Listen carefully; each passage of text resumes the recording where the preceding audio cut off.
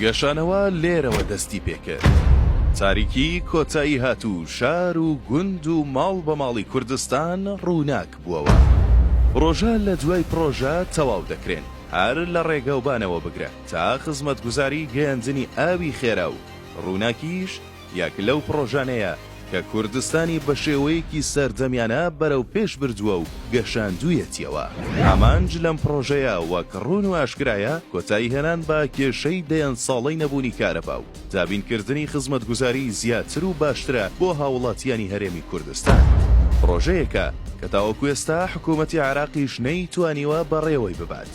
لە ڕاستیدا نەیانزانیوە چۆن و بە چ شێوەیە کارێکی لەم چەشنە بکەن، بەڵام هەرێمی کوردستان سەرەڕای گرفتی موچە و بودجە و دەیان ئاستەنگی دیکەی بەرزەمی بەردەوامە لە ئاوەدانکردنەوەی شارەکان و گەیاندنی نوێترین و شایستەترین خزمەتگوزاریەکان بۆ هاوڵاتیان.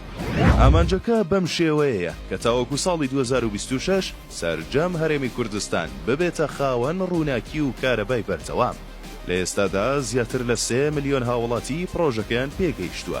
خزمەتگوزاریەکە هەر بۆ شارەکانی هەولێر و سلێمانی نییە. پارێزگای دهۆک سەرقاڵی ئامادەکاریە بۆ دەستپێکردنی پرۆژەکە. لە ئیدارەی سربەخۆی سۆران کارەکانی پرۆژەکە تەواو بووە و بەس ماوە ڕابگەیەندرێت.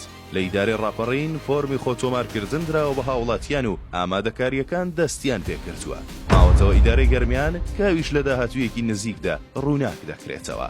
پرۆژەی ڕووناکی خزمەت بە سەرجەم شار و گوندەکانی کوردستان دەکات. هاوکات لەگەڵ پرۆژە ئاوەدانکەرەکانی دیکە تا ساڵی 2026 یەک ماڵی کوردستانیش بێکارەبا نامێنێت و نرخێکی جێگیر و هەرزانتر لە پێشوش بۆ هاوڵاتیان لە بەرچاو دەگیردرێت.